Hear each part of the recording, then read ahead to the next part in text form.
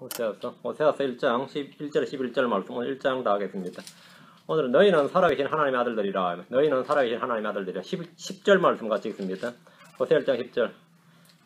자, 같이 읽습니다. 그러할지라도 이스라엘 자손의 수가 바다의 모래 같아서 헤아릴 수도 없고 셀 수도 없으리니 전에 그들에게 이르기를 너희는 내 백성이 아니라 한 그곳에서 거기에서 그들에게 이르기를 너희는 살아계신 하나님의 아들들이라 하리라. 이게 나중에 로마서의 사도 바울이 인용하는 구절입니다. 근데 오늘 말씀을 잘 들으셔야 됩니다. 너희는 살아계신 하나님의 아들들이라. 이렇게 됩니다. 너희는 살아계신 하나님의 아들들이라. 예.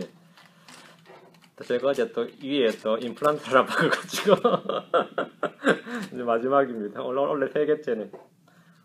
약간 바쁘게 또 오느라고 제가 진통제도 못 먹고 뭐 항생제도 못 먹고 왔어요. 약간 발음이 좀 셀지 몰라요. 잘 들으시고 놓치신 거는 새로 들으시고 예, 원고 줄 테니까 원고로 다시 들으시면 됩니다. 원래 빨리 공사가 다 끝나야 되는데 임플란트 작업이 하여튼 그렇습니다. 예. 자, 잠깐 기도합시다. 위대하시고 거룩하신 주 하나님 감사합니다. 주님께서 은혜와 복을 주셔서 이 시간 지와 성령을 충만케 하시고 또 은혜의 영을 부어주셔서 하나님의 말씀을 듣는 기쁨과 즐거움이 가득 차게 하시고 어느 시간보다도 복되고 은혜로운 시간 되게 하시기를 원합니다. 모든 성도들이 말씀을 들을 때 믿음으로 그 말씀을 결합할 수 있게 하시고 마음판에 이 말씀들이 기록되도록 도와주시고 놀라운 깨달음과 빛이 임하도록 인도해 주셔서 사랑하는 아버지 하나님께서 도우셔서 특별히 저희가 이 하나님의 말씀 주께서 주신 이 말씀에 참 저희가 집착하고 그 말씀을 굳게 붙들 수 있도록 하시고 그 말씀이 저희 속에서 뿌리에서 그 씨앗이 우미 트고 싹이 돋아나고 또 자라나서 열매가 맺고 저희를 강건하게 세워줄 수 있도록 역사해 주십시오. 감사드리며 주의 성기도 합니다. 아멘. 예. 호세아는 북왕국의 마지막 대언자입니다. 북왕국 이스라엘의 마지막 대언자입니다. 그가 주의 말씀을 전하면서 사역하던 때에 북왕국 이스라엘은 아시리아에게 멸망을 당했습니다. 예. 호세아서의 기록자는 이런 그대로 대언자 호세아가 주의 말씀을 받아서 선포한 말씀을 기록한 겁니다. 기록 연대는 흔히 주전 720년경이고 대상은 북왕국 이스라엘입니다. 주제는 이스라엘의 배교와 회복에 관한 주의 말씀과 그분의 사랑입니다. 호세아서를 통해서 하나님은 이스라엘 향한 불변하는 사랑을 보여주셨습니다. 호세아서의 주제하면 이스라엘 향한 불변하는 주의 사랑 뭐 이됩니다. 호세아서를 통해서 하나님은 이스라엘에게 하나님이 자신이 어떻게 이스라엘을 사랑했고 앞으로 어떻게 대할 것인지를 말씀해 주신 겁니다. 호세아서는 총 14장으로 되어 있고요. 절수로는 197절입니다. 영어 킹제임스 성경으로는 단어가 5174단어로 되어 있습니다. 이미 앞에서 살펴보았듯이 12권의 소선지서는 역사적 순서로 배열된 것이 아닙니다. 킹제임스 성경의 배열 순서는 계시의 점진적 발전과 완성에 따른 겁니다. 12권 중에서 9권은 포로기 이전에 기록된 것이고 3권은 학개서, 스가랴, 말라기는 포로기 이후에 기록된 겁니다. 성경에서 이 호세아라는 이름, 호세아 가장 제일 먼저 나왔던 사람이 여호수아죠. 호세아라는 이름을 모세가 여호수아라고 불렀습니다. 호세아, 여호수아, 예수는 그 이름이 같습니다. 호세아의 헬라식 표기는 HO가 아니라 그냥 OSE, 호세아입니다. 로마서 9장 25절에 보면 OSE 하고 나오는데 우리말로 호세아라고 번역되어 있거든요. 그게 뭐냐면 헬라식 표기 방법이에요. 헬라식 표기 방법. 예를 들어서 사울의 헬라식 표기 방법, 샤울 하면 히브리식 표기 방법이고 헬라식 표기 방법은 바울이 되거든요. 사울과 바울은 같은 겁니다. 그 호세아, OSE 같은 겁니다. 뭐 어떤 분들은 사울은 큰 자란 뜻이고 바울은 작은 자란 뜻이라서 바울이 회심하고 나서 자기를 낮추었다는데 그게 아니고 전혀 그게 아니고 할렐루야 알렐루야 격이에요. 히브리 발음으로 할렐루야, 헬라식 하면 H가 떨어지고 알렐루야 이래 되는 겁니다. 근데 우리 성경에 혼자 그냥 할렐루야 하고 다 이렇게 표기를 한 거죠. 히브리식으로. 호세아라는 이름의 뜻은 하나님은 구원이시다, 하나님은 구원이시다 이런 뜻입니다. 호세아서에 나오는 독특한 단어는 이 백슬라이딩이라는 단어, 타락이라는 단어가 나오는데 성경 전체에서 예레미야, 호세아, 잠언에만 나오는 말입니다. 예레미야하고 잠언, 호세아에만 나오는 말인데 호세아는 대언자로 주님의 부르심을 받아서 단지 말로만 주의 말씀을 선포한 것이 아니라 자신의 행위와 삶으로 주의 말씀을 전하는 실물 설교를 하도록 그렇게 명을 받았습니다. 이걸 실물 설교, 이게 참 무서운 말입니다. 말로만 주의 말씀을 받아서 주의 영을 받아서 주께서 이같이 말씀하시느니라 하고 말로만 선포한 대언자가 있고 말로만 선포하는 것이 아니라 네가 뭔가를 해야 된다 이거예요. 자신의 행위와 삶으로 주의 말씀을 전하는 실물설교라도 부름받았는데 구약의 대언자들 중에서 이렇게 부름받아서 사역하는 분들이 있었습니다. 대언자 이사야가 그랬고 예레미야, 에스겔, 호세아 등이 모두 실물설교를 했습니다. 호세아는 북왕국을 일컬어서 이스라엘 또는 사마리아, 에브라임으로 부릅니다. 그리고 사마리아 하면 예루살렘의 대척점이 되는 거고요. 이스라엘 하면 유다와 대척된 거죠. 예. 북왕국 하면 이스라엘 하면 북왕국만 말할 때가 이제 이게 서선제서는 이스라엘 하면 북왕국을 말하고 사마리아 하면 북왕국의 수도였죠. 남왕국의 수도는 예루살렘이었고요. 에브라임 하면 북왕국을 10개 지파를 대표하는 지파가 에브라임이었죠. 그래서 이스라엘, 사마리아, 에브라임 하면 이 북왕국을 말합니다. 북왕국 초대 왕은 여로보암인데 지파가 에브라임 지파였습니다. 에브라임 지파였고 여로보암이 왕이 되어서 자기 아들한테 물려줬는데 나답이죠. 근데 3대 왕이 지파가 바뀌어버려요. 이사갈 지파로 바뀌어버립니다. 그래서 이제 에브라임 지파에서 3대부터 지파가 바뀌어서 바사, 엘라로 이어지다가 그것도 오래 못 가고 그 다음에 바로 다시 베냐민 지파로 바뀌어버립니다. 왕조가 굉장히 불안정한 거죠. 왕조가 이 역성혁명이 막 일어난다 이 말이에요. 그 베냐민 지파에서는 이제 시므리, 오므리, 아합, 아하시아, 여호람으로 이어집니다. 그래서 하나님께서 이 아합 가문, 아합의 왕조라, 오므리 왕조라 그래요. 주로 꽤 오래 했죠. 북왕국에서는 왕조가 제일 오래 길었는데 하도 악하게 하니까 예후를 시켜서 아합의 가문을 완전히 끊어 없애버리시고 그를 왕으로 삼으셨는데 주님은 그에게 예후에게 말이죠. 4대까지만 왕을 주셨습니다. 11개 15장 12절에 주께서 친히 예후에게 하신 말씀이 이러하니 이르시기를 내 아들들이 4대까지 이스라엘의 왕좌에 앉으리라 하셨더라. 이 일이 그대로 이루어지니라. 예후가 왕이 되고 예후 왕조는 예후 다음에 4명 이렇게 됩니다. 예후의 뒤를 이은 왕들이 이제 여호아하스, 요아스, 여로보암, 그때 여로보암 2세죠. 초대왕 여로보암과 구분해서 이제 여로보암 2세라고 우리가 부릅니다. 그다음에 스가랴입니다. 이제 예후 뒤에는 이제 여호아스, 요아스, 여로보암, 스가랴인데 4대까지 주님 말씀대로 이 4명이 예후 왕조가 됩니다. 예후 왕조의 마지막 왕 스가랴가 살룸에게 죽임을 당함으로써 주의 말씀대로 예후 왕조가 끝이 났습니다. 스가랴를 죽인 살룸은 이제 왕이 됐는데 왕자를 자시했는데 한 달 만에 무나헴에게 죽임을 당해버려 한 달 만에 왕자를 뺏겨버리고 무나헴은 이제 자기 아들 부가히야, 베가, 호세아를 끝으로 이 밑으로 물려줬는데 북왕국에 이스라엘 역사가 끝이 납니다. 아시리아에게 망해버렸단 말이죠. 북왕국은 초대왕 여로보암부터 마지막 왕 호세아까지가 총 19명의 왕인데 주의 눈앞에 뭐 선한 왕, 의로운 왕 뭐 이런 사람이 다 한 명도 없습니다. 한 명도 주님께서 선하다 의롭다고 말한 사람이 없어요. 북왕국은 처음 시작부터 베델가단에 산당을 짓고 금송아지를 숭배하면서 왕조를 개척했으며 왕들마다 모두 이교도들의 우상 숭배를 나라에 받아들였습니다. 아합 때는 바알 숭배가 국교의 수준이었어요. 바알 숭배가 국교의 수준이 될 정도로 우상 숭배가 절정을 달렸습니다. 대언자 엘리야와 엘리사가 북왕국에서 가장 유명한 대언자고 조엘, 요나, 아모스, 호세아가 북왕국의 역사에서 주의 말씀을 선포한 대언자들입니다. 호세아서의 가장 큰 특징은 하나님께서 범죄한 자기 백성을 어떻게 다루시는가 뭐 이겁니다. 하나님께서 범죄한 자기 백성을 어떻게 다루시는가. 다음에 우리를 향한 하나님의 사랑은 불변하며 그 무엇도 끊을 수 있는 것이 없다. 뭐 이런 주제입니다. 여기에 관한 진리의 지식을 호세아서를 통해서 독자들에게 한마디 성경을 읽는 독자들에게 제공을 해주는 겁니다. 우리는 호세아서를 통해서 하나님은 우리가 주를 아는 지식의 중요성, 성도들이 주를 아는 지식의 중요성이 얼마나 크고 중요한가 여기에 대해서 굉장히 호세아서가 많이 강조하고 있습니다. 하나님을 아는 지식, 하나님의 지식, 진리의 지식 이것은 단순한 신학 지식이나 교리 지식이나 성경 지식이 아니라 생사화복과 우리의 이 삶의 흥망, 전망을 결정해주는 아주 중요하고 중대한 문제입니다. 크리스천들 중에 성경 공부나 교리 공부를 뭐 별로 유익이 없고 지식이 쌓이면 교만해진다는 등의 이유로 회피한 이들이 많이 있습니다. 자, 호세아 4장 1절, 6장 1절. 호세아서에 굉장히 강조되는 진리가 뭐냐면 주님을 아는 지식입니다. 호세아 4장 1절, 6장 6절. 뒤로 와서 호세아 4장 1절. 이스라엘 자손들아 너희는 주의 말씀을 들으라. 그 땅에 진리도 없고 긍휼도 없고 하늘을 아는 지식도 없으므로 주께서 그 땅의 거주민들과 논쟁하시느니라. 이스라엘 땅에 없는 것 세 가지입니다. 석유도 없고 식량도 없고 그런 이야기 아니에요. 군대도 없고 석유도 없고 식량도 없고 지금 주님께서 그 이야기를 하시지 않습니다. 이스라엘에 없는 것 세 가지.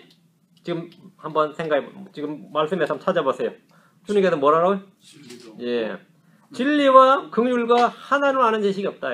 진리, 이거 뭐죠? 아버지의 말씀은 진리이다. 성경입니다. 말씀이 없다는 겁니다. 진리가 없다는 것은 하나님의 말씀이 없다는 겁니다. 사람들은 성경책 대신에 신문을 보고 소설이나 영화나 TV나 인터넷을 훨씬 더 많이 봅니다. 교양을 익히기 위해서, 취직을 하기 위해서, 뭔가를 위해서 뭐하죠? 계속 공부를 합니다. 그런데 진리가 없습니다. 예, 진리를 공부할 시간이 없어요. 먹고 살자니까. 그래가지고 또 자영업 하시는 분은 만약 아침에 신문 잔뜩 갖다 주면 본 거 점심 때 또 보고 저녁 때 또 보고요. 잡지책 보고 본 거 또 보고 막 그러면서 성경을 볼 시간이 없다요. 시간이 없는 게 아니에요. 마음이 없어요. 긍휼이 없다는 것은 우리의 성품에 관한 것인데 주님께서 내가 긍휼을 원하고 이렇게 말씀하셨습니다. 호세아 6장 6절에 나는 긍휼을 원하고 희생을 원치 아니하며 번제 헌물보다 하나님을 아는 것을 더 원하였으나 이랬어요. 우리 주님께서 나는 긍휼을 원하고 희생을 원치 않는다.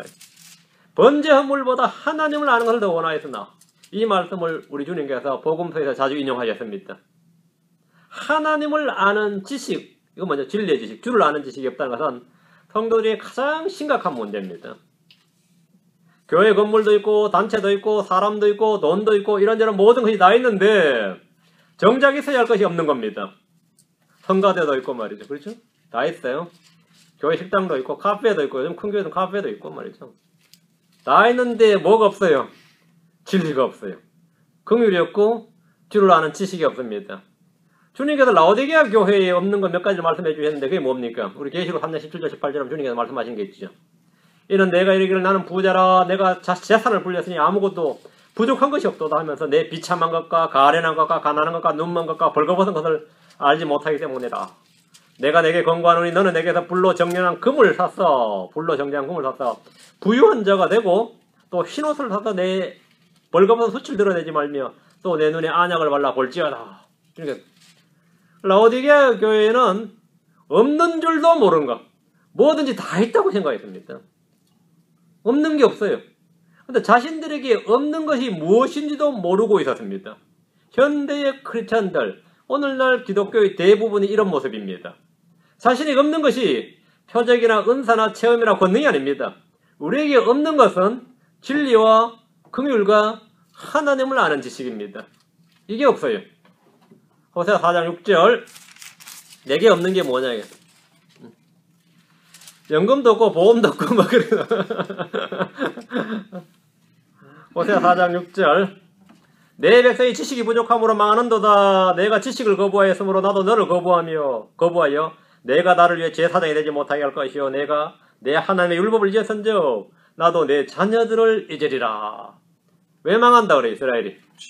예, 내 백성이 지식이 부족함으로 망하는도다 했습니다. 뭐야? 정보통신에 관한 지식이에요? 이 지식은 무슨 지식입니까? 하나님의 백성이 망하는 이유를 성경이 뭐라고 말합니까? 힘이 없어서 돈이 없어서 사람이 없어서 망하는 것이 아닙니다. 군대가 없어서 망한 것도 아니고 외교력이 부족해서 망한 게 아닙니다. 경제가 파산해서 망한 게 아닙니다. 내 백성이 지식이 부족함으로 망하는도다. 이것이 북왕국의 패망의 원인이고 주님의 진단입니다. 주님의 진단입니다.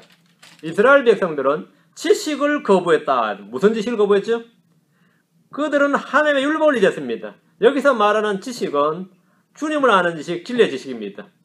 사도 바울이 말한 바 빌립보 3장 8절에 우리 주 예수 그리스도를 아는 지식입니다. 성경 말하기를 그러나 그분은 모든 사람이 구원을 받고 진리의 지식에 이르기를 원하시느니라 하십니다. 이게 어디 나오죠? 디모데전서 2장 4절. 네. 그분은 모든 사람이 구원을 받고 진리를 아는데 이르기를 진리를 아는데 이게 뭐냐? 진리의 지식입니다. The knowledge of truth. 진리를 아는데 진리의 지식에 이르기를 원하시느니라. 내 주를 아는 지식. 우리 주 예수 그리스도를 아는 것에서 빈약하거나 잘하지 못하는 일이 없도록 해야 됩니다. 그래서 자라나라 이렇게 성도들 자라나라 이렇게 말하면 구원받은 사람은 반드시 그 후에 자라나야 됩니다. 자라나야 돼요. 호세아는 구약의 여느 대언자들과 마찬가지로 정부의 부패와 사회의 타락을 꾸짖으면서 결코 반정부 혁명이나 선동을 하지 않았습니다. 구약의 어떤 대언자들도 반정부 활동을 하지 않았습니다. 이는 오늘날 종교의 탈을 쓴 로마 캐톨릭의 사제들이나 기독교 정치 활동을 하는 목사들이 마치 대언자들처럼 행세하면서 대언자들은 사회를 뭐 질타했다니 꾸짖었다니 하는데 한 번도 대언자들은 그런 반정부 운동을 해본 적이 없습니다. 아무리 사회가 부정하고 부패하고 왕이 썩어 나가도 그 자체를 꾸짖어 있지만 반정부 활동을 하거나 시위를 촉구하거나 데모를 하거나 그러지 않았다 이거죠. 대언자들은 어떤 경우에도 인종통합이나 종교통합이나 어떤 통합운동을 벌이지 않았습니다. 대언자들은 사회의 안정과 번영을 위해 일체와 통합을 주도하는 일 따위는 그런 사회운동을 일절하지 않았습니다. 그들은 철저히 분리를 외쳤습니다. 대언자들은 사람들의 죄와 악과 불법을 꾸짖으며 타락한 마음을 지적했지, 마음을 지적했지, 제도, 시스템의 약점을 지적하지 않았습니다. 제도가 문제다, 사회가 문제다 그러지 않았습니다. 항상 마음을 꾸짖었습니다. 마음을 꾸짖었습니다. 대언자들이 땅에 완전한 평화를 구가할 수 있는 이상적인 사회를 건설하려는 어떤 시도도 하지 않았습니다. 구약의 모든 대언자들은 하늘의 왕국이 땅에 세워지기 전에 사람들의 힘으로 더 나은 정부, 더 나은 사회 건설을 제시하지 않았습니다. 구약의 모든 대언자들의 선포는 하나님과 하나님의 거룩하심에 따른 것이지 뭐 상황윤리니 문화적 다양성이니 상대적 가치를 따른 것이 아니었습니다. 대언자들은 하나님의 공의로운 심판과 분노를 선포했습니다. 구약의 대언자들은 모두 몇천 년 후에 있게 될 그리스도의 초림과 재림을 선포했습니다. 우리는 이 세상에서 하나님의 대언자들 외에 거짓 대언자들도 많이 있다는 사실, 많이 있었고 많이 있다는 사실을 기억해야 됩니다. 이 시대에 우리는 거짓 사도들이 있고 거짓 교사들이 있다는 사실을 압니다. 그들이 다 비슷하지만 참이 아닙니다. 그들이 하는 열매로 그들을 알 수 있습니다. 자, 호세아서 다시 1장으로 가서 이제 1장 1절 본문. 유다왕 우시야와 요담과 아하스와 히스기야 시대와 이스라엘 왕 요아스의 아들 여로보암 시대의 부엘의 아들 호세에게 임한 주의 말씀이라. 유다왕은 4명이나 나오고 북왕국 이스라엘 왕은 1명만 나오죠. 근데 이때 지금 말씀을 잘 읽으셔야 돼요. 유다왕 우시야와 요담과 아하스와 히스기야 시대와 이스라엘 왕 요아스의 아들 여로보암 시대의 부엘의 아들 호세아에게 임한 주의 말씀이라 이랬단 말이죠. 대언자 호세아의 활동 시기는 유다 왕조로 보면 우시야 때부터 히스기야까지입니다. 4대에 걸쳐. 그렇죠? 이거 굉장히 긴 시간입니다. 그 우시야부터 히스기야까지를 다 합치면 제2원조를 합치면 90년이나 돼요. 그 중간중간에 이 우시야 첫해 말고 한 중간쯤 하고 히스기야 말까지 말고 어느 정도까지만 해도 최소 얼추 잡아도 호세아가 대언자로 활동한 기간이 70년은 된다 이거예요. 야, 이거 엄청난 말이지. 대언자로 활동한 시간이 70년이 된단 말이죠. 긴 시간이죠. 그 호세아 1장 1절에서 유다왕 4명의 이름이 다 기록되어 있고 이들 시대에 하나님께서 호세아에게 말씀을 주셨다는 거예요. 이들이 왕으로 있을 때 주의 말씀이 호세아에게 임했다 이렇게 지금 기록되어 있죠. 이런 말씀을 딱 보면 이제 크리스천들이 입으로는 크리스천이에요. 분명히 자기는 뭐 목사도 신학자도 되고 입으로는 크리스천인데 마음으로는 불신자들이 있어요. 요런 크리스천 불신자들. 말이 되나 그게? 크리스천 불신자들이 어김없이 하는 짓이 뭐냐면 기록된 말씀을 왜곡하기 시작합니다. 그래서 호세아가 이렇게 오랫동안 대언자로 활동했을 리가 없다 이렇게 추측을 하면서 자신의 추측에 맞춰서 말씀을 살짝 이제 바꾸는 겁니다. 기록된 주의 말씀을 더하거나 빼거나 바꾸려는 시도는 그 사람이 아무리 경건하고 거룩하고 열매 많은 목사인지 선교사인지 몰라도 신학자인지 몰라도 마귀의 사역자입니다. 주의 말씀을 더하거나 빼거나 바꾸어서 자기 주장을 하려고 하는 사람은 그 사람이 아무리 존경받는 학자 모든 크리스찬들에게 뭐 세계 3대 석학 중에 한 명인 이런 소리를 들어도 그러면 마귀의 사역자예요. 그건 마귀의 사역자입니다. 호세아서는 분명히 이스라엘 왕 요아스의 아들 여로보암 시대에 이렇게 말합니다. 이들은 예후 왕조로서 이스라엘의 12대 13대 왕입니다. 요아스, 여로보암이 요아스가 12대, 여로보암이 13대 왕이죠. 우리는 기록된 말씀에 맞추는 것이 자기 생각에 말씀을 맞추는 일을 해서는 안 됩니다. 예. 2절입니다. 호세아로 말미암은 주의 말씀이 시작이니라. 호세아로 말미암은 주의 말씀이 시작이라. 주께서 호세아에게 이르시되 가서 행음하는 아내를 취하고 행음으로 인한 자식들을 취하라. 그 땅이 주를 떠나 크게 행음하였느니라. 이 주님의 말씀이에요. 주의 명령입니다. 참 독특한 명령이죠. 주님께서 호세아를 통해 말씀을 하셨는데 호세아로 말미암은 주의 말씀의 시작이라 이래 됐죠. 호세아로 말미암은 주의 말씀의 시작이라. 예. 이 말씀을 통해서 성경은 대언자들의 사적인 말이나 통찰력이나 뛰어난 해안에서 나온 말이 아니라 영감으로 주어진 말씀임을 알 수 있습니다. 우리 베드로후서 1장 20절과 21절에 뭐라 했어요? 베드로후서 1장 20절 21절에 먼저 이것을 알라. 성경 기록의 대언은 결코 어떤 사적인 해석에서 나오지 아니하였나니 대언은 옛적에 사람의 뜻으로 말미암아 나오지 아니하였고 오직 하나님의 거룩한 사람들은 성령님께서 자기들을 움직이시는 대로 말하였느니라. 이게 바로 성경의 영감입니다. 성경의 저자는 하나님이시다 말이죠. 주님께서 호세아에게 말씀하시기를 가서 행음하는 아내를 취하고 행음으로 인한 자식들을 취하라고 하셨습니다. 거룩하신 하나님께서 자신의 대언자에게 이렇게 말씀하실 리가 없다. 이것은 율법에 어긋난다. 이런 식으로 성경을 해석한 이들은 이 말씀은 비유다, 환상이다, 문학적 상기다 이렇게 말합니다. 호세아가 설마 창녀하고 결혼했을냐? 주님이 그렇게 명령했을 리가 없다는 거죠. 성경을 부지런히 공부한다는 사람들 중에도 이런 사람들, 이런 사고방식과 신앙을 가진 사람들이 제법 있습니다. 주님께서 아브라함에게 독자 이삭을 드리라고 말했을 리가 없다. 왜? 하나님은 인신공양을 받지 않으시기 때문에. 이런 식이죠. 입다가 자신의 딸을 번제물로 드렸을 리가 없다 이거예요. 하나님이 그렇게 시켰을 리가 없고 입다가 그렇게 했을 리가 없다 이거예요. 그건 지 생각이지. 성경 기록이 아니에요. 그건 자기 생각이지. 다윗이 사람들을 그렇게 잔인하게 죽였을 리가 없다 이거예요. 그건 자기 생각이죠. 그래서 그렇게 죽였을 리가 없다 가지고 다윗이 사람들을 톱 아래로 지나가게 하고 나오죠. 도끼 그거 나오는데 거기가 오면 개역성경에 보면 차마 그렇게 믿을 수가 없기 때문에 아예 성경을 바꿔놨어요. 톱으로 나무를 켜게 하고 도끼로 나무를 장작을 패게 하고 이렇게 설마 다윗이 그렇게 했겠느냐 이거야. 그냥 못 믿으면 말씀을 바꾸는 거예요. 자신이 말씀에 바뀌어야 되는데 사람이 말씀에 따라 바뀌어야 되는데 사람이 말씀을 바꾸는 게 오늘날 이 크리스천 불신자들이 하는 짓입니다. 그럴 리가 없다 이거예요. 그럴 리가 없기는 왜 없어요. 하나님께서 대언자에게 창녀와 결혼을 하라고 했을 리가 없다.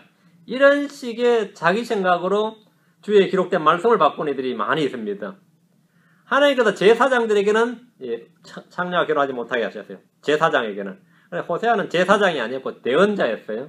대언자였습니다. 그리고 또 그런 구절 끌고 와가지고는 그럴 리가 없다 그러면 그럴 리가 없다. 그 말이 거짓입니다. 문제는 이 성경에 딱 익숙한 사람들은 전혀 문제가 안 되는데 그렇지 않은 사람들은 말이죠. 속이면 속아요.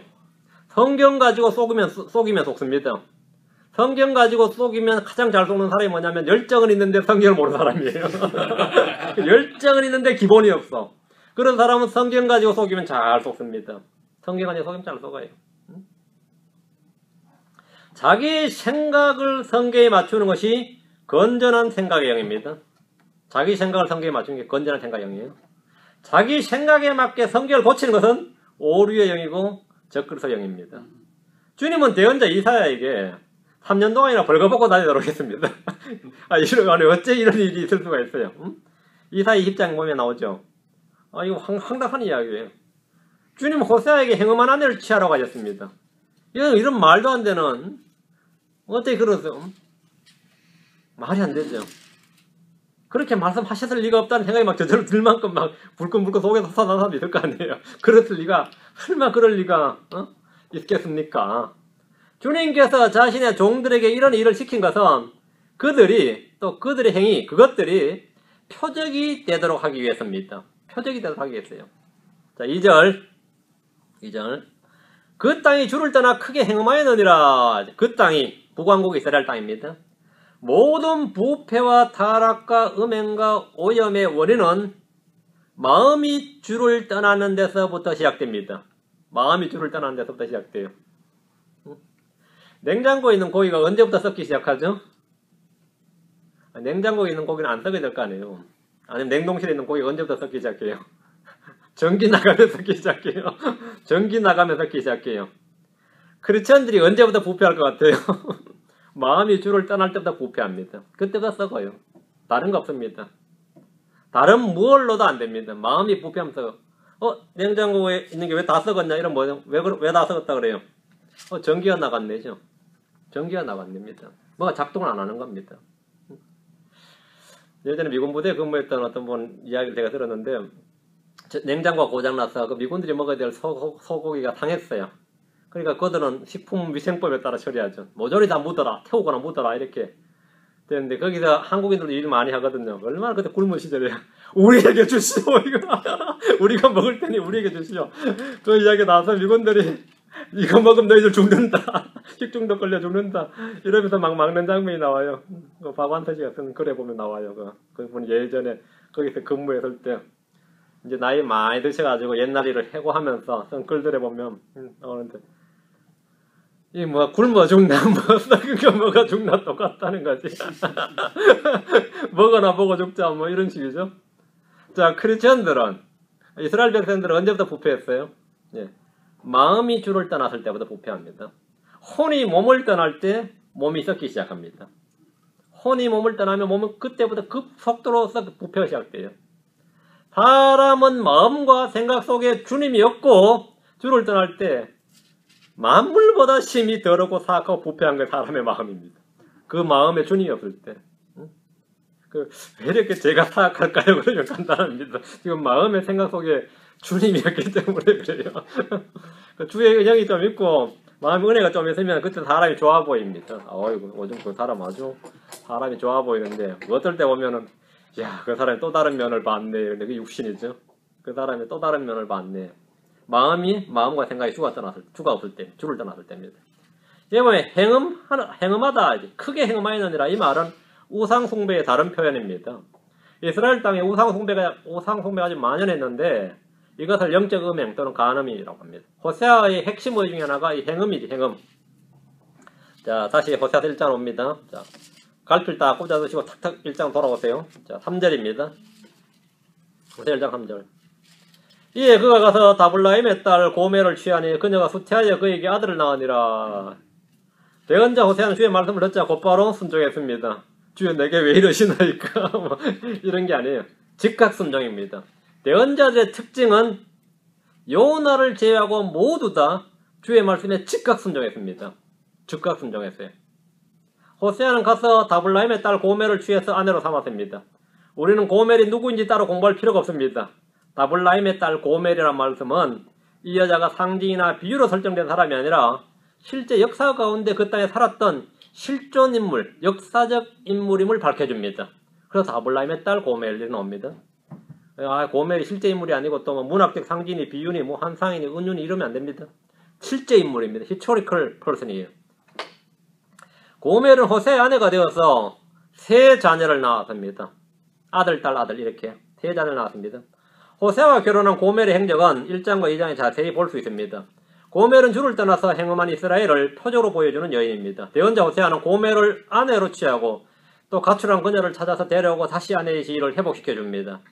대언자는 혀와 입으로만 주의 말씀을 전하는 것이 아니라 주의 말씀에 순종하는 삶을 통해서 사람들에게 하나님의 말씀, 하나님의 성품, 사역을 보여줘야 됩니다.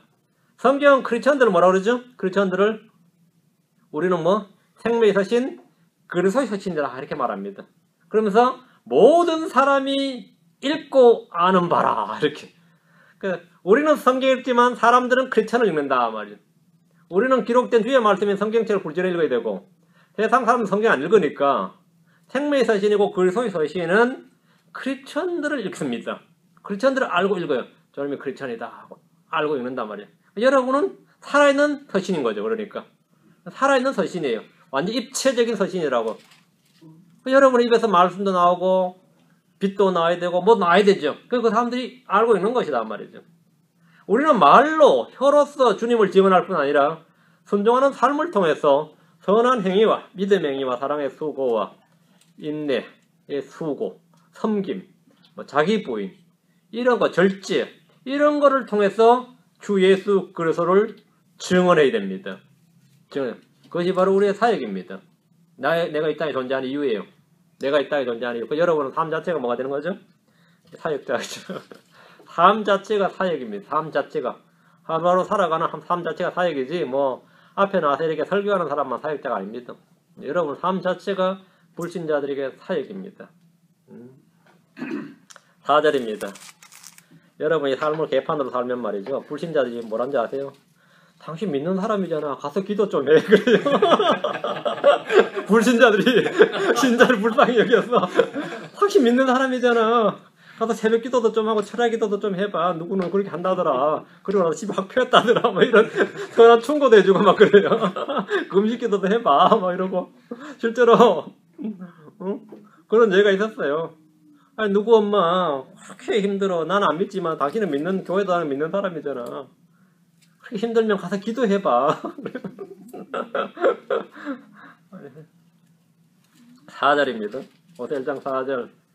주께서 그에게 이르시되 그의 이름을 예스르엘이라 하라. 예스르엘이라 하라. 아들을 낳았는데 이름을 하나 지어주셨어요. 잠시 뒤에 내가 예스르엘의 피에 대한 원수를 예후의 집에 갚고 이스라엘 집에 왕국을 거치게 하리라. 자, 엄청난 말씀이죠. 심판의 말씀이잖아요. 심판의 말씀. 호세아가 고멜에서 낳은 첫 아이의 이름은 예스르엘입니다. 주님께서 어떤 사람은 태어날 때 태명을 지어주셨죠. 그 사람 이제 대표적인 사람 이삭, 삼손, 솔로몬, 침례 요한, 맞아요? 예수님. 전부 다 주님께서 이름을 지어주셨단 말이에요. 대단한 사람들이죠. 근데 그 사람들만의 예스르엘도 하나님이 신이 지어주신 이름입니다. 예스르엘. 그의 이름을 예스르엘이라 하라 했는 이 말씀은 이 이름 속에 주의 뜻과 예언적 진리를 담아두셨기 때문입니다. 예스르엘이라는 이름 자체는 하나님께서 심으시고 하나님께서 흩으신다. 하나님에 의해 흩어진다는 뜻입니다. 흩어진다. 예스르엘은 독특한 이름이 아니에요. 예후가 아합 왕의 모든 족속을 다 죽인 장소의 이름이 예스르엘이고요. 이 다윗의 첫 번째 아들 이름도 예스르엘입니다. 예스르엘은 좀 흔한 이름인데 예스르엘은 인명도 되고 지명도 돼요.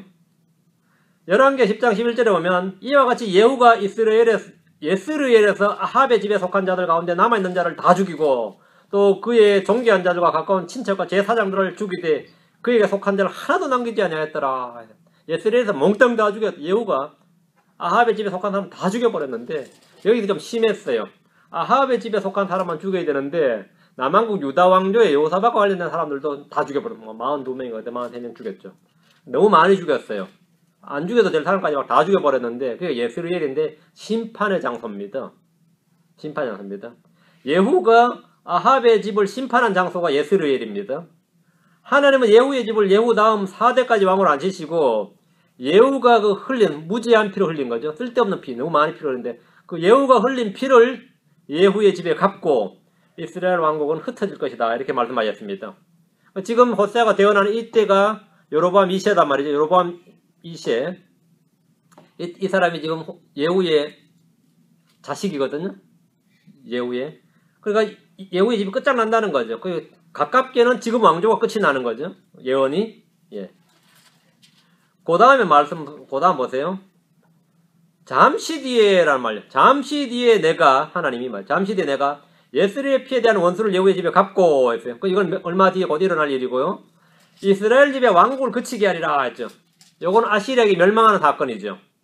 주님의 심판의 말씀이 다 들어있는데 예후의 집은 여로보암 2세 아들 스가랴가 왕이 오른 6개월 만에 살해당함으로써 끝이 납니다. 이스라엘 집의 왕국은 아시리아에게 멸망을 당함으로써 BC 720년인가요? 그때 맞아요. 주전 720년에 아시리아에게 멸망을 당해서 끝이 납니다.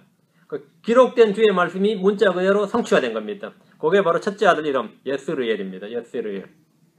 5절입니다. 그날에 내가 예스르엘 골짜기에서 이스라엘의 활을 꺾으리라. 여기에 그날에 여기 언더라인 그날에 여러분 구약성경에서 그날에 하고 나오면 이거는 주의 날입니다. 예, 그날에 하면 예, 주의 날이에요. 이 구절은 먼 훗날에 관한 대언의 말씀입니다. 그날에라고 하면 주의 날을 말하는데 이는 대환란의 날입니다. 구약 성경의 대언을 읽으면서 그날에 in that day 이렇게 그날에라고 하면 이 말씀이 나오면 예언의 한 시점 즉 대환란의 날을 말하는 경우가 많기 때문에 늘 주목해야 됩니다. 주의 날에 주님께서 예스리엘 골짜기에서 이스라엘의 활을 꺾을 것이라고 합니다. 활을 꺾는다 이 표현은 뭐냐면 한국 사람들이 이 표현을 잘 안 쓰는데 활을 꺾는다는 표현은 이 관원들 이 과거급제한 관원이 붓을 꺾는다 그러면 뭐죠? 예, 그만둔다는 말이죠. 붓을 꺾는다 하면 예, 내가 관지를 그만둔다는 말이에요. 아니면 뭐 내가 이거 붓을 꺾었다 아니면 그래서 내가 뜻을 꺾었다 이 말이에요. 그런 표현은 많고요. 뭐 칼이 두 동가 났다, 뭐 칼이 부러졌다 이러면 뭐죠? 이거 큰일 나는 거죠. 칼이 부러졌다. 또 뭐 창이 부러졌다 이런 것과 같은 뜻으로 성경에 자주 나오는 표현이 이스라엘은 활을 꺾는다, 활을 꺾는다. 활을 꺾는다는 표현은 두 가지 뜻입니다. 힘이 꺾였다. 힘이 꺾였다. 하나는 전쟁을 그치게 한다. 전쟁이 끝이 나면 전쟁을 그치게 한다. 하나님께서 활을 꺾었고 하면 전쟁을 그치겠다 이 말이에요. 힘이 꺾였다. 예. 또는 전쟁을 그치게 한다는 뜻입니다. 예스리엘 골짜기는 역사적으로도 유명한 장소지만 예언적으로도 매우 중요한 곳입니다. 이곳이 바로 훗날 대환란 때 아마겟돈 전쟁이 일어나는 머깃도의 골짜기입니다. 여기가 대환란은 야곱의 고난의 날들로서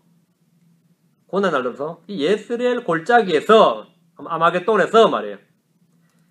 이스라엘이 뭐가 꺾인다? 활이 꺾이고 이스라엘은 아무런 힘을 쓰지 못합니다. 그러면 몰살당해야 되죠. 골짜기에서 활이 꺾였으면 몰살당해야죠. 전멸하는 거잖아요. 응? 하나님은 그들이 주를 떠난 것 행음에 대한 보복, 심판, 경로를 쏟아부으시기 때문입니다. 대환란 때 이스라엘은 완전 활이 꺾이는 거예요. 지금 이스라엘은 핵무장을 해가지고 말이죠. 지금 현재 중동 이스라엘이 핵무장을 해서 뭐 주변 이스라엘 20억 인구가 다 덤벼들어도 맞짱 떠도 이기는 전력을 지금 가지고 있습니다. 그 화력이. 그러나 주님이 이스라엘의 활을 꺾으시면 이스라엘은 다시 한번 온 세상에 흩어지게 됩니다. 대환란 때에 이스라엘의 활이 꺾이고 예루살렘은 적그리스도의 통치 아래 놓이게 됩니다. 하나님은 대언자 호세아를 통해서 지금의 현실에서 앞으로 곧 닥칠 일, 그때에, 그날에 닥칠 일에 관한 것뿐 아니라 훗날 지금 대환란 때 있게 될 이스라엘의 재앙에 대해서도 말씀하고 계십니다. 그게 예스리엘입니다. 이런 부분은 예언적인 부분이죠. 이런 부분은 대부분의 성경 주석가들과 설교자들이 전혀 언급하지 않는 내용입니다. 그러나 우리 소선지서는 항상 주의 날에 관련된 예언이 주를 이루고 있습니다. 그걸 항상 기억하셔야 됩니다. 제가 호세아서 강의하려고 책을 한 5권 샀는데 유명한 사람들 책을 한 5권 샀는데 뭐 읽어도 이게 건질 게 하나도 없어요. 전부 다 이 경건한 적용만 해놔가지고 이 말이 뭔지는 없고 전부 하나님의 사랑 뭐 이런 것만 쫙 설명을 몇 페이지 해놨지 그건 이제 설교용은 되죠. 이제 정확한 의미가 안 되는 거죠. 5절에 그날에 내가 예스리엘의 골짜기에서 이스라엘의 활을 꺾으리라 하면 이 정확한 의미가 뭐냐 말이에요. 그날에 이건 대환란의 날이에요. 예스리엘 골짜기에서 장소 where 예. 이스라엘의 활을 꺾으리라. 의미를 정확히 딱 알아야죠. 그게 성경 공부입니다. 일단 의미를 알아놓고 그 다음에 여러분 영적 적용을 하든지 교훈을 하든지 뭐 경건한 적용을 하든지 그 다음에 여러분이 하실 일이지. 하실 일이죠. 6절입니다. 이런 구절을 들으면 다 주석에서 뛰어넘어 버리는 거죠. 그녀가 또 숙차하여 딸을 낳으니 하나님께서 그에게 이르시되 그녀 이름을 로루하마라 하라. 이름이 독특하죠. 로루하마. 내가 다시는 이스라엘의 집에 긍휼을 베풀지 아니하고 그들을 완전히 제거하리라. 주님의 심판의 말씀이 무섭게 나옵니다. 지금 고멜이 또 숙제해서 딸을 낳았습니다. 주님 호세아에게 그녀 이름을 로루하마라 하라 이렇게 말씀하셨습니다. 주님 호세아의 아이들의 이름을 모두 지어주셨습니다. 이름이 딱 좋은 의미가 아닙니다. 로루하마. 사랑받지 못한 자, 긍휼을 얻지 못한 자 이런 뜻입니다. 이게 이름이 황당하죠. 사람들은 호세아가 딸 이름을 로루하마라고 부를 때 무슨 아빠가 딸 이름을 저 따위로 부르냐, 저런 식으로 지었나, 미쳤다고 생각할 수 있는 그런 이름이에요. 세상에 어떤 정신 나간 아버지도 딸의 이름을 이렇게 짓거나 부른 사람 없습니다. 어떤 한국의 아버지가 딸을 낳아가지고 미친년하고 이렇게 이름 짓겠어요? 그렇게는 안 짓죠. 그렇게 짓긴 어렵다 그래. 그렇게 지으면 뭐 사연이 있겠구나 이렇게 생각할 거 아니에요. 독특한 사연이 있겠구나, 말 못할 사연이 있겠구나. 호세아가 딸의 이름을 로루하마 이래 부르면 이스라엘 사람들은 참 대언자가 왜 저렇게 부를까? 왜 이름을 그렇게 지었냐 말이죠.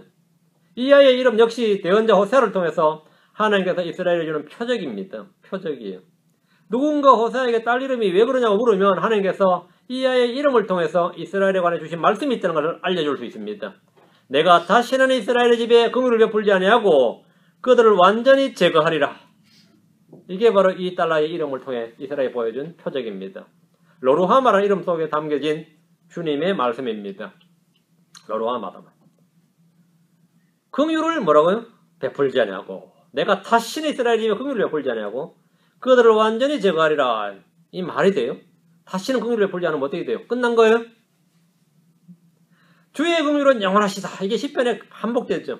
주의 긍휼은 영원하도다. 이렇게 외친 이들에게 내가 다시는 긍휼을 베풀지 아니하리라. 이 말씀은 충격적이고 무서운 말씀입니다.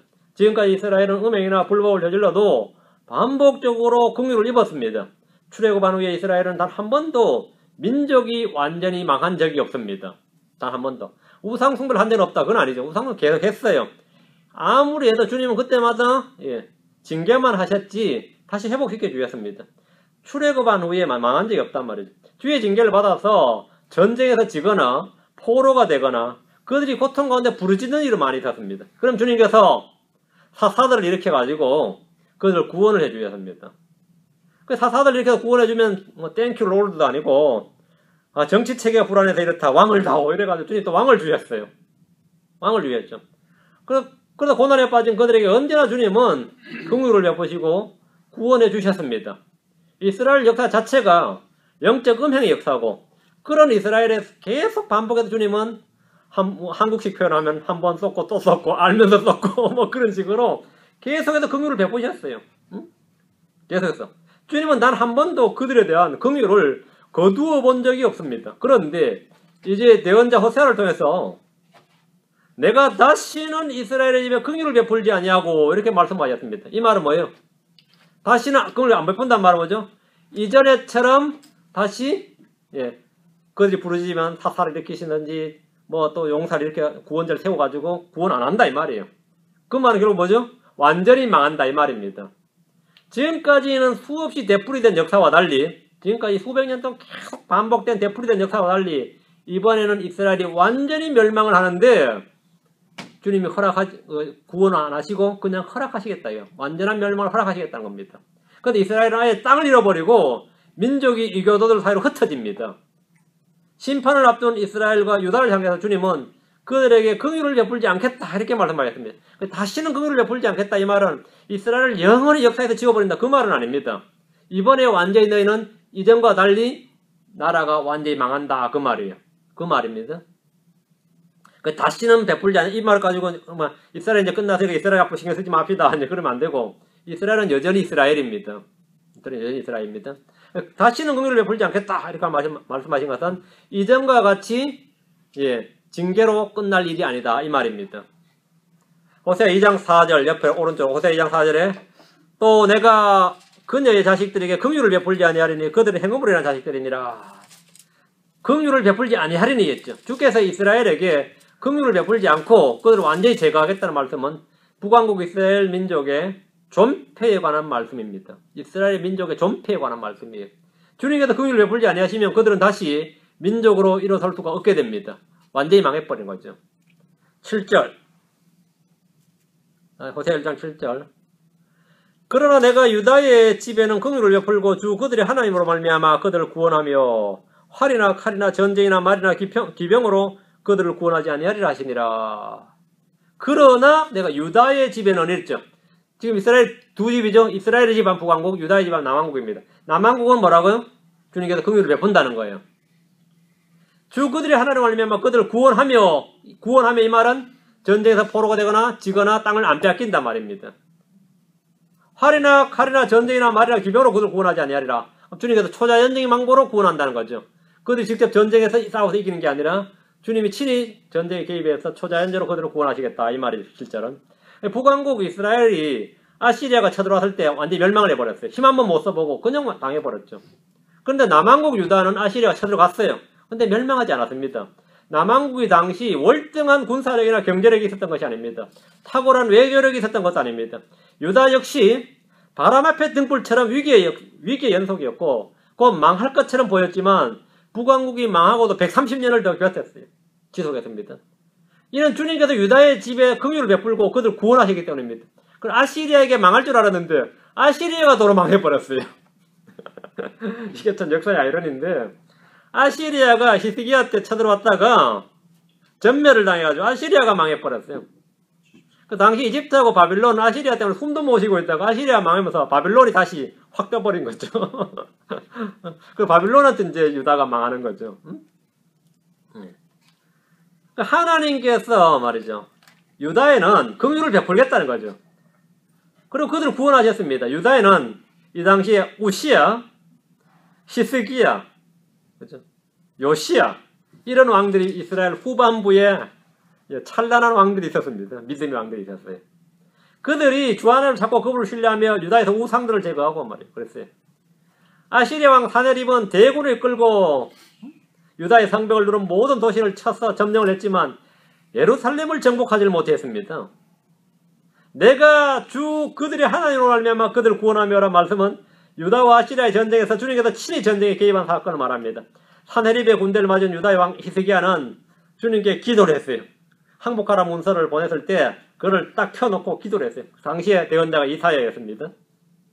주님은 주의 천사를 보내서 그 밤에 18만 5천 명을 죽이심으로써 아침에 일어났을 땐 전쟁이 끝났어요.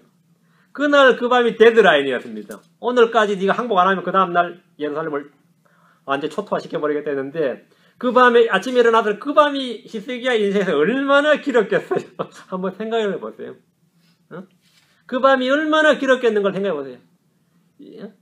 그런데 그날 밤에 주의 천사가 와서 이스라엘 칼을 들고 오셔가지고 사네립의 군대를 그냥 쓰셨는데 18만 5천 명이 그냥 죽었어요. 비명 소리도 못 나고 죽었는데 조용히 아침을 맞았어요. 아직 다 죽어 있더라고요. 그랬을 때 바빌론이나 이집트가 얼마나 놀랐겠는지 한번 생각해 봐요. 그 작은 예루살렘이 어떻게 저 대군 아시리아 군대 철기병을 이겼을까? 그 바빌론이 하도 놀라가지고 말이죠. 사신을 보냈어요. 어떻게 이겼는지 알고 싶어가지고. 그러다 또 히스기야 같은 그런 명장이 있다는 말을 듣고 히스기야 보냈는데 히스기야가 그때 마음이 좀 교만해졌지. 어떻게 이겼습니까? 그럼 어떻게 답해야 되죠? 우리에겐 주께서 계신다. 그래서 바빌론도 이집트도 뭐 아무도 안 무섭다 이러면 끝나는 거예요. 근데 뭐라 그러죠? 우리 보물창고를 열어보이죠. 우리는 이렇게 돈이 많다. 이러니까 바빌론이 이스라엘의 유다의 국부는 여기서 나오는구나. 유다의 힘의 원천 여기다. 반드시 이걸 다 옮기리라. 노림수를 주고 가버린 거죠. 그 히스기야가 또 말년이 미친 짓을 한번 하긴 했는데 우리가 성공했을 때 주님의 은혜를 받았을 때 참 감당 못하는 사람 많죠. 주님 은혜를 주셨을 때 어째 그 어려움을 잘 이겼습니까만 주의 은혜지요. 이러면 좋은데 뭐라 그래 그때 꼭 그 소리 한 소리 있죠. 내가 그냥 금식 들어갔잖아 이러면서 내가 그때부터 산기도 올라갔잖아. 다음부터 산에 아무리 올라가 보세요 되는가. 아무리 올라가 보세요 되는가. 참 뭐 사람들 마음이 그렇게 감사하고 교만해요. 되기 전에는 말이죠. 이거 안 되면 죽는 줄 알고 주님께 매달려도 되고 나면 이렇게 쉽게 일이 풀릴 줄 알았으면 왜 그렇게 기도했을까? 마음 졸였을까? 이런 사람도 있지. 그게 인간이에요. 그게 사람입니다. 어쨌든 주님은 주의 천사를 보내서 밤에 18만 5천 명을 죽이심으로써 아침에 일어났을 때 전쟁이 끝이 났는데 그게 바로 지금 7절의 말씀이에요. 그들을 구원하는데 뭐라고요? 활이나 칼이나 전쟁이나 말이나 기병으로 그들을 구원하지 아니하리라. 뭘로 구원했죠? 그들의 하나님으로. 주의 천사로 말미암아 구원했다는 거죠. 주님은 그들의 하나님으로 말미암아 그들을 구원을 하셨습니다. 전쟁은 주께 속한 것이며 주님은 전사이심을 보여주신 가장 좋은 예입니다. 다시 7절. 내가 긍휼을 베풀고 주 그들의 하나님으로 말미암아 그들을 구원하며 이 말씀은 장차 이스라엘이 대환란 때 아마겟돈 전쟁에서 이스라엘을 구원하시는 전사이신 하나님을 보여주는 예표적 사건입니다. 이스라엘은 대환란 때 자신들을 치러 올라오는 적그리스도와 땅의 왕들의 군대 2억의 기병대로 구성된 그 엄청난 군대에 사실 싸울 엄두도 내지 못하죠. 계시록 16장에 보면 싸울 엄두도 내지 못하지만 주님께서 친히 그들을 뭐라고요? 구원하십니다.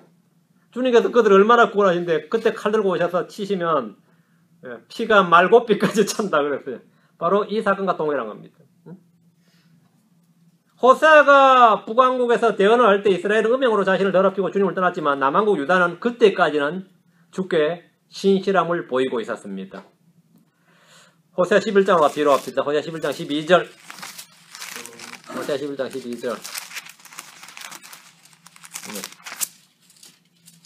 에브라임은 거짓으로, 에브라임 북왕국이라고 그랬죠. 에브라임은 거짓으로, 이스라엘의 집은 속임수로 나를 애워싸되, 유다는, 남왕국 유다죠. 유다는 여전히 하나님과 함께 다스리며 성도들과 함께 신실하도다. 그 당시에 북왕국과 남왕국의 차이죠. 이 국력의 차이가 어디서 나온 거죠? 주를 향한 믿음에서 나오는 겁니다. 북왕국 10개 지파하고 땅로드는 없죠. 남왕국 유다 지파와 베냐민 지파만인데요. 근데 남왕국 유다에는 북왕국 이스라엘과 달리 우시야, 히스기야, 요시야 같은 왕이 있었기 때문입니다. 민족이나 가문이나 개인이나 지역교회나 흥망성쇠는 군대나 돈이나 지위나 권세로 유지되는 것이 아니고 주와 함께하는 믿음입니다. 주와 함께하는 믿음이에요. 그러니까 이 말씀 진행도 안 망하고 잘 견디잖아요. 안 망하면 잘 견디잖아요. 주와 함께하는 믿음이에요. 주를 신뢰하는 믿음입니다. 그거 있으면 됩니다. 그 가끔마다 뭐 목회 소명을 받았다든지 뭐 선교사로 간다는 사람들한테 꼭 묻니 그거예요. 왜 하려고 그러는데 그래. 그거 왜 하려고 그러는데? 응? 그거 왜 하려고 그래?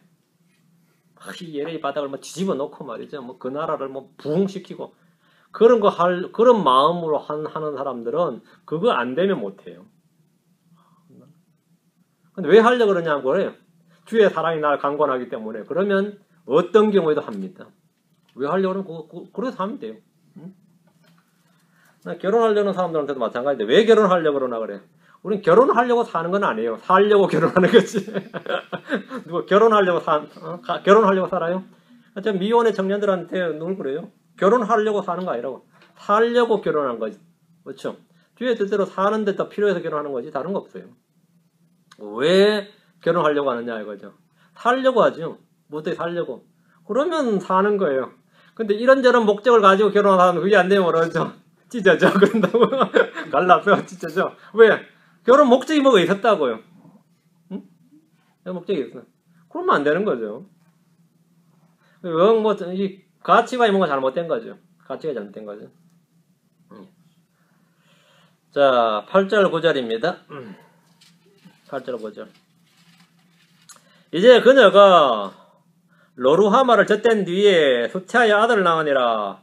이 하나님께서 이르시되 그의 이름을 로암미라 하라. 너희는 내 백성이 아니요 나는 너희 하나님이 되지 아니하리라. 주님께서 또 애를 낳았는데 이름을 로암미 이렇게 지었습니다. 로암미라 하라. 고멜은 로루하마를 젖댄 뒤에 다시 수태를 했습니다. 셋째는 아들입니다. 주님은 그의 이름을 로암미라고 지어주셨는데 로암미라 뜻은 not my people. 나의 백성이 아니라 뜻입니다. 주님께서 너희는 내 백성이 아니요 나는 너희 하나님이 되지 아니하리라 이렇게 말씀하셨습니다. 이스라엘은 어떻게 하나님의 백성이 되었습니까?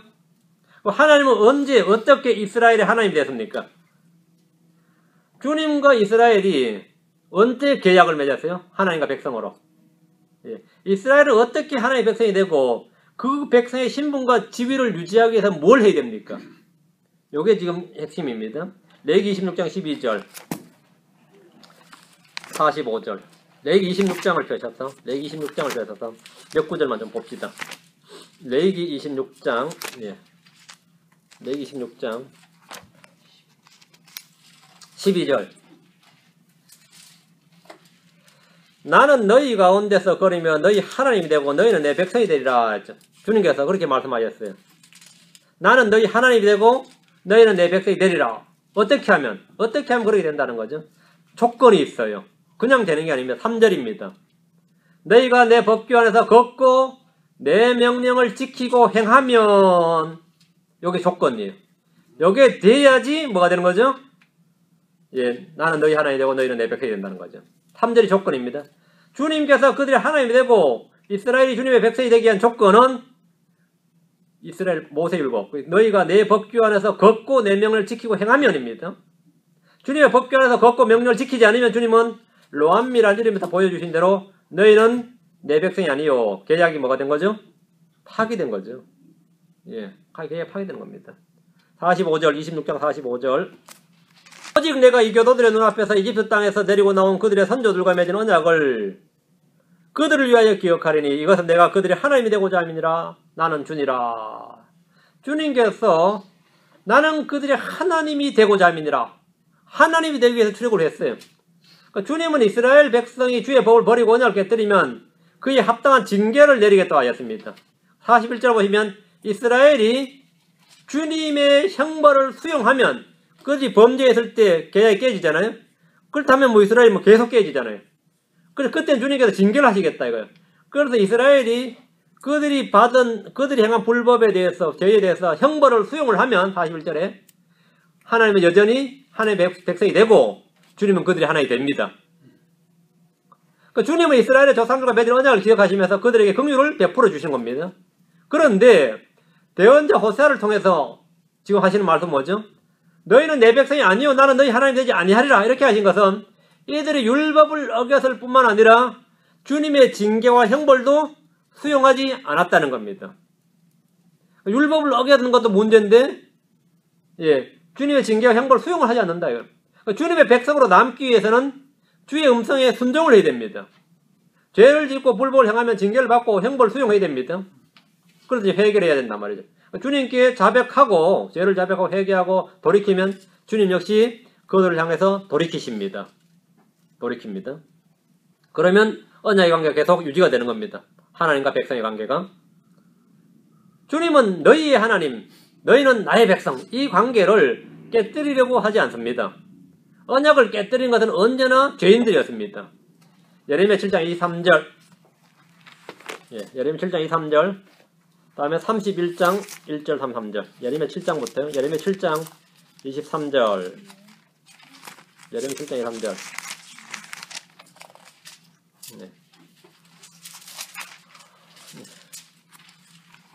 오직 내가 이것만을 그들에게 명령하여 이르기를 내 음성에 순종하라. 그리하면 나는 너희 하나님 되고 너희는 내 백성이 되리라. 너희는 내가 너에게 명령한 모든 길로 걸어라. 그리하면 너희가 잘 되리라. 내 음성에 순종하라. 그리하면 뭐가 된다고요? 백성이 된다고요. 이게 조건이에요. 그러니까 이스라엘이 하나님의 백성이 되는 유일한 조건입니다. 그러나 이들은 불순종했고 하나님은 더 이상 그들이 하나님이 되지 않겠다고 하셨습니다. 이스라엘 율법과 관계없이 영원히 완전하게 하나님의 백성, 하나님의 자녀가 되는 것은 언제입니까? 그럼 이스라엘도 계속 반복되니까 이런 반복 안 되고 그냥 완전히 그냥 하나님의 아들로 그냥 하나님과 이스라엘의 관계가 완전히 하나님의 백성, 하나님의 자녀 이렇게 완전히 고착, 영구적으로 정착되는 건 언제냐는 거예요. 곧 천년왕국 됩니다. 대환란이 끝나고 하늘의 왕국에서 하나님과 이스라엘은 영원히 왕과 백성, 아버지와 아들의 관계가 정착됩니다. 예레미야 31장 1절 예레미야 31장 1절 주가 말하노라 바로 그때에 내가 이스라엘의 모든 가족이 하나님이 되고 그들은 내 백성이 되리라. 여기 바로 그때에 언제죠? 천년왕국 됩니다. 그때에 예레미야 여기서 그때란 말은 멸망을 앞둔 유다에게 먼 훗날 즉 대환란이 끝난 그때를 말합니다. 하늘의 왕국이 임한 때에 그때에 하나님 이스라엘 모든 가족이 하나님이 되고 그들은 하나님의 백성이 됩니다. 이미 우리는 하나님의 백성이다. 아브라함의 자손이다. 아무리 외쳐봐야 소용이 없습니다.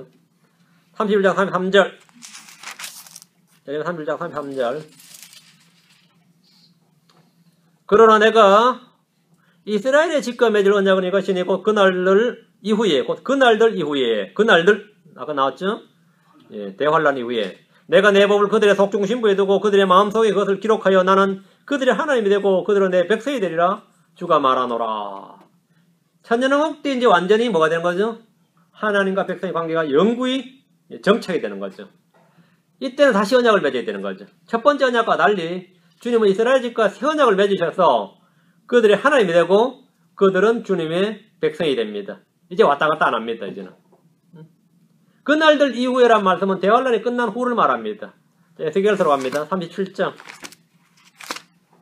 에스겔서 37장 27절 에스겔서 37장 27절입니다. 37장 21절 내 장막도 그들과 함께 있으리니 참으로 나는 그들의 하나님이 되고 그들은 내 백성이 되리라. 언제? 이것은 천년왕국 때 이스라엘에 관한 말씀입니다. 첫 언약으로는 이런 일이 없습니다. 첫 언약, 모세율법. 첫 언약으로는 이런 일이 없어요. 왜? 첫 언약은 서로 깨졌어요. 주님은 이스라엘과 새 언약을 맺으시고 그 언약에 따라서 그들이 하나님이 되고 그들은 하나님의 백성이 됩니다. 여기 히브리서 8장 10절에 나오는 말씀이에요. 그게 새 언약입니다. 이 새 언약은 신약의 크리스천들과 맺은 새 상속 언약이 아닙니다. 이스라엘의 집과 맺은 언약이에요. 이스라엘과 유다의 집과 맺은 언약입니다. 참고로 히브리서 8장 10절로 가보시죠. 이 구절을 이제 많은 분들이 설교하실 때 아니면 성경 공부할 때 자꾸 이제 이 십자가의 상에서 예수님께서 신약을 체결하셨다. 여기에다 교회에 적용하는데 전혀 그렇지 않습니다. 지금 히브리서 8장 7절에 보면 첫 언약은 모세율법이죠. 그 8절에서 보면 보라 주가 말하노라 보라 날들이 이르니 그때 내가 이스라엘의 집과 유다의 집과 새 언약을 맺으리라. 이스라엘 집과 유다의 집과 새 언약을 맺는다 했죠. 그러니까 이건 교회가 아닙니다. 교회는 이스라엘 집도 아니고 유다의 집도 아니에요. 그러고 나서 주님께서 9절에 모세 언약과 다르다 이렇게 말씀하시면서 10절 그 날들 이후에 언제? 대환란 이후에 방금 똑같은 말씀이죠. 내가 이스라엘 집과 맺을 언약은 이것이니 곧 내가 내 법들을 그들의 생각 속에 두고 그들의 마음속에 그것들을 기록하여 나는 그들이 하나님이 되고 그들은 내게 한 백성이 되리라. 이렇게 말씀하셨습니다. 이제 말씀이 완벽하게 맞이 들어가죠. 성경에 짝이 착착 맞이 들어가죠. 이런 구절들은 이제 아무 생각 없이 그냥 오늘 교회나 크리스천들이 착착 적용해버리면 은혜는 받을 수 있는지 몰라도 사실은 아닙니다. 사람들이 뭐 은혜 받았다고 할 수는 있지만 그건 아니에요. 여러분이 남의 집에 꽂혀있는 비를 가지고 내가 걱정 안 하죠. 그 걱정할 필요 없죠. 마찬가지로 남의 집에 돌아온 상금이나 왔다 그래도 그걸 가지고 내 거라고 그러면 안 되죠. 이스라엘 집과 유다의 집과 맺은 언약을 자꾸 내 거라고 그러면 안 되죠. 그건 안 됩니다. 그런데 이게 지금 오늘날 많은 크리스천들이 구분이 안 가가지고 무조건 성경은 크리스천에게만 적용하려고 하는 분들이 있어요. 전혀 그렇지 않습니다. 자, 그럼 신약의 크리스천들이 그럼 어떻게 적용해요? 그럼 신약의 크리스천들이 적용할 게 있을 거 아니에요? 우리는 모세 율법, 모세 언약에 따라 그 율법을 지키고 순종하면 하나님의 백성이 되는 게 아닙니다. 어떻게 하나님의 백성 되죠? 우리는 복음을 통해서 주 예수를 믿으면 하나님의 백성이 됩니다. 전혀 다릅니다. 하나님의 백성이 되는 방법이 전혀 달라요. 우리는 복음을 통해 주 예수를 믿으면 누구나 그 순간 하나님의 아들들이 되고 그분의 가족이 되고 그분의 자녀가 됩니다. 에베소 2장 19절, 베드로서 2장 10절. 이건 제 견해가 아니고 말씀에 따르면 그래요. 에베소 2장 19절. 에베소 2장 19절. 말씀을 정확하게 적용을 해야 됩니다. 에베소 2장 19절. 그러므로 이제란 말 now 그러므로 지금 현재 이제 너희는 더 이상 낯선 자와 외국인이 아니요 오직 성도들과 더불어 동료 시민이요 하나님의 집안에 속한 자들이며 우리가 뭐라고요? 하나님의 집안에 속한 자들이다. 우리가 지금 그렇다고요. 크리스천은 지금 하나님의 집안에 속한 자들입니다. 우리는 율법을 잘 지키면 하나님의 백성이 되는 것이 아니라 주 예수 그리스도를 믿으면 하나님의 백성이 됩니다. 이 관계는 중간에 변하거나 깨어지지 않습니다. 이거는 영원한 겁니다. 베드로서 2장 10절. 그래서 구약 성경을 들이밀면서 자꾸 깨진다, 없어진다, 구원 잃어버릴 수 있다 이런 것들 전부 다 대상을 잘못 적용한 겁니다. 그 언약과 우리하고는 언약 자체가 다릅니다. 그 엉뚱한 서류 내민 거죠. 엉뚱한 계약서 내밀고 계약 이행하라 그러면 안 되죠. 엉뚱한 계약서 들고 겁먹으면 안 돼요. 우리에게는 새 상속 언약이지 첫 언약 모세 언약이 아닙니다. 베드로서 2장 10절 너희가 지나간 때에는 백성이 아니었으나 하나님의 백성이 아니었다 말이죠. 지금은 하나님의 뭐다? 지금은 하나님의 백성이요. 지나간 때는 뭐라고? 긍휼을 얻지 못하였으나 이제는 긍휼을 얻었느니라. 너희가 지금은 하나님의 백성이라는 말씀은 모든 크리스천들의 현재적 신분과 지위를 보증해 줍니다. 우리는 과거나 미래가 아니라 지금 하나님의 백성입니다. 죽어봐야 구원은 아는 거 아닙니다. 지금 하나님의 백성이고 지금 하나님의 가족이고 지금 하나님의 아들들입니다. 대환란 때 이 땅의 사람들이 하나님의 백성이 되는 방법이 뭡니까? 대환란 때 이기는 자가 되어야 됩니다. 짐승의 표를 받지 않고 이기는 자가 되어야 돼요.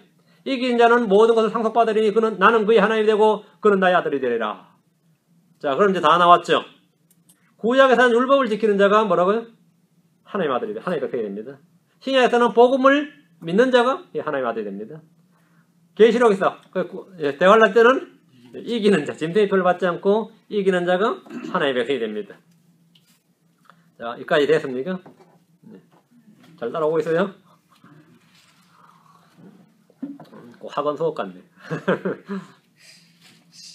잘 따라오셔야 됩니다. 그리고 제일 중요한 건 미리 예습을 해왔어요. 그건 뭐냐? 성경 읽어오는 겁니다. 호세아서는 미리 읽어오는 거예요. 이게 참 성경 공부만큼 예습 복습 중요한 게 없어요. 영어 수학만 그런 게 아닙니다. 성경만큼 예습 복습이 필요한 과목이 없는데 오늘 이 교회에서 목사님들이 설교를 해도 이 차키 돌리러 가는 순간에 벌써 다 설교를 잊어먹어요. 다음 주에 뵙시다 하는 순간에 벌써 설교가 생각이 안 난다고. 여러분 차키 시동 걸면서 오늘 무슨 설교 들었지 생각하면 벌써 뭐 본문도 제목도 기억이 안 나는데 그 기억하려면 집에까지 갈 동안 생각해도 기억이 잘 안 나요. 응? 복습을 해야 된다고. 복습을 해야 돼요.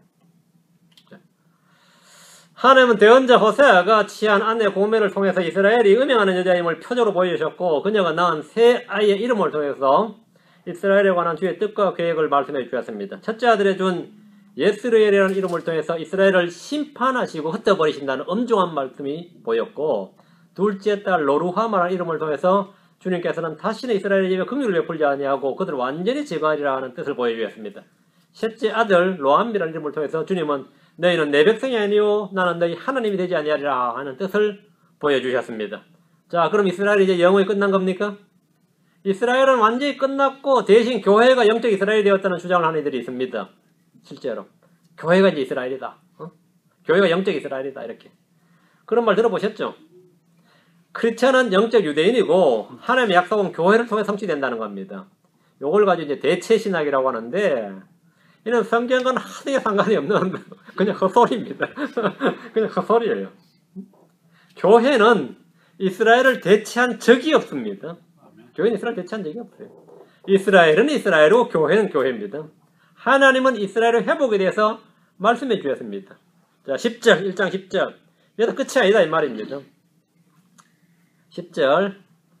그러할지라도 이스라엘 자손의 수가 바다의 모래 같아서 헤아릴 수도 없고 셀 수도 없으리니 전에 그들에게 이르기를 너희는 내 백성이 아니라 한 그곳에서 곧 거기에서 그들에게 이르기를 너희는 살아계신 하나님의 아들들이라 하리라. 주님께서 이렇게 하시겠다는 겁니다.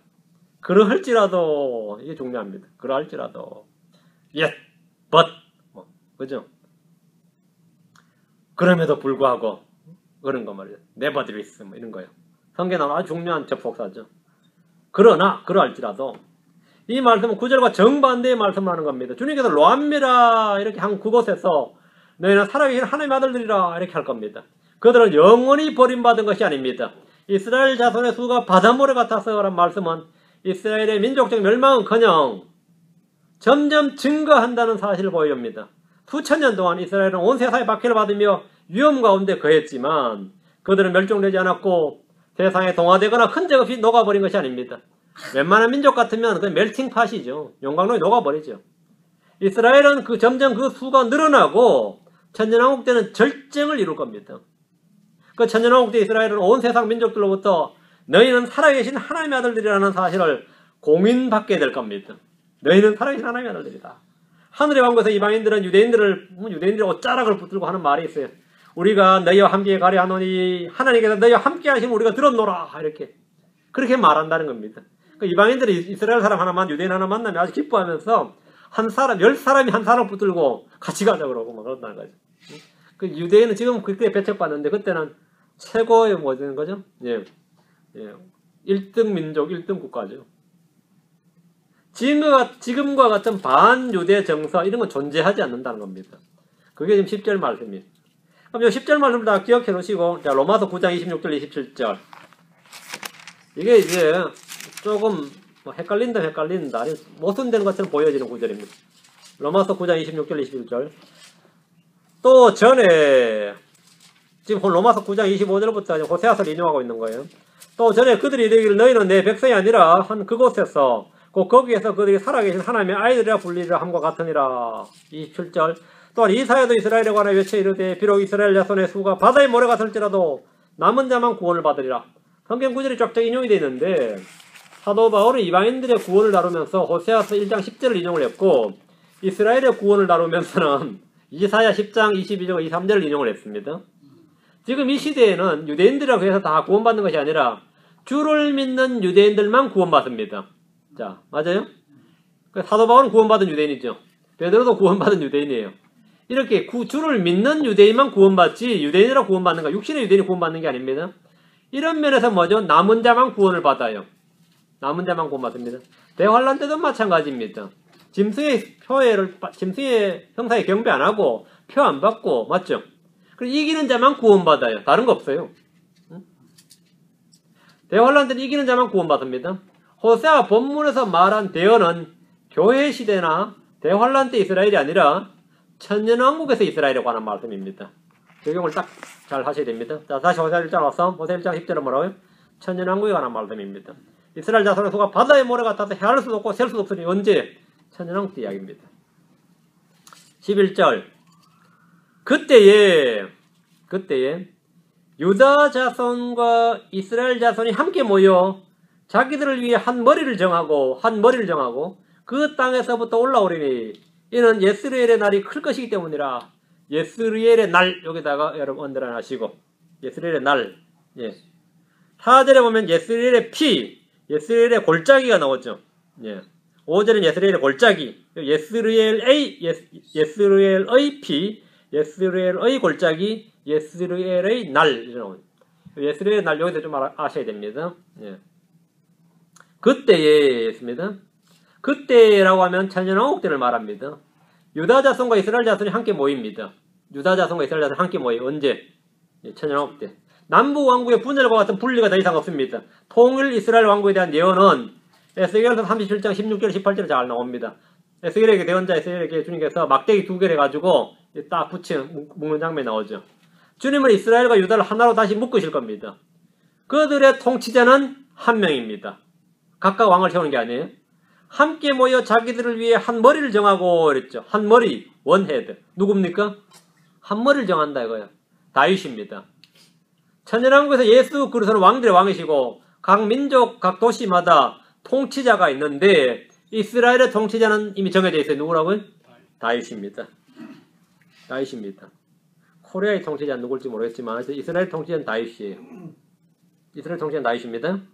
에스겔서 34장 24절 37장 25절 천년왕국에는 왕정국가라고 그랬죠. 왕정국가라고 그랬어요. 신정통치지만 왕정국가면 정치체가 민주주의가 아닙니다.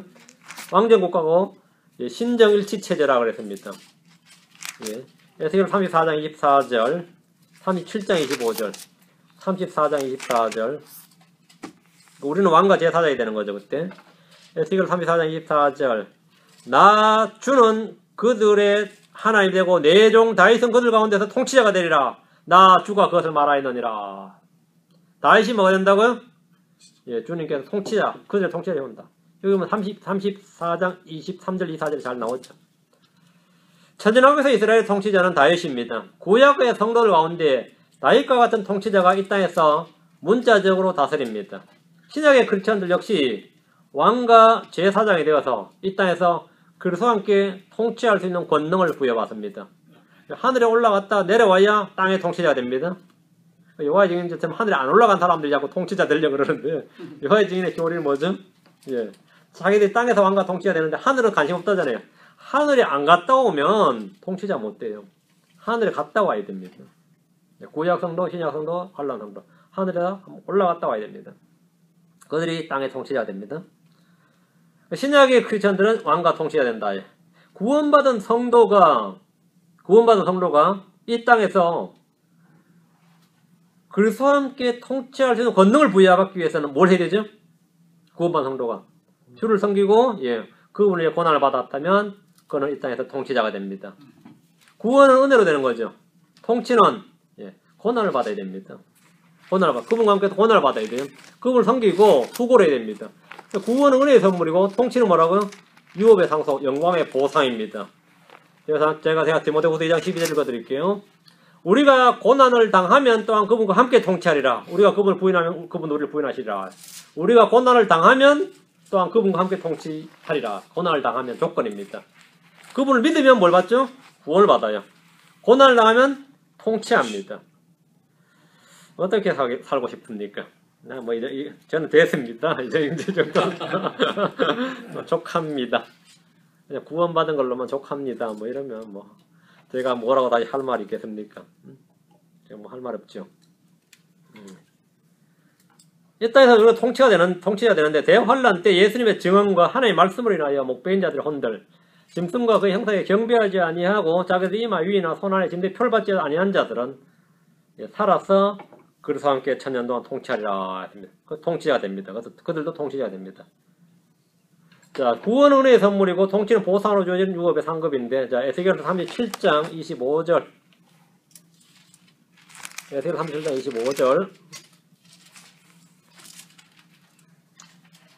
그들이 내가 내 종 야곱에게 준 땅 너희 조상들이 거하던 땅에 거하되 그들 즉 그들과 그들의 자녀들과 그들의 자녀들의 자녀들이 영원히 그 안에 거할 것이요 내 종 다윗이 영원히 그들의 통치자가 되리라.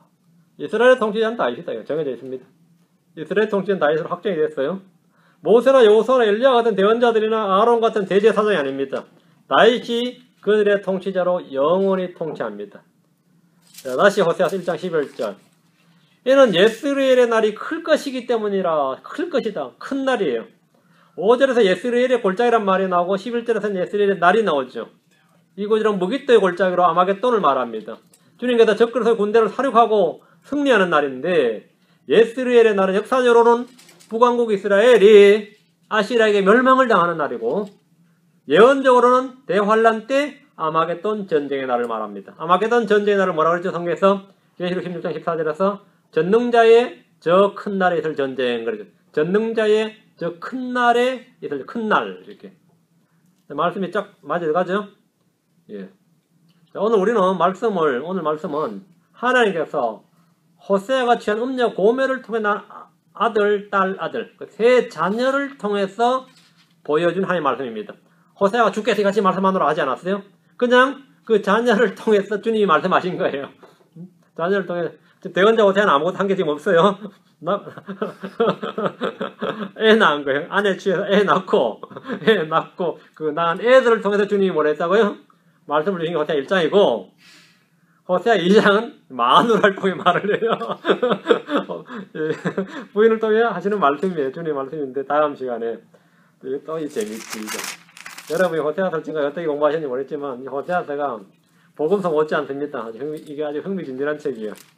내용 어렵지도 않고 재밌는 책입니다. 많이 읽어보세요.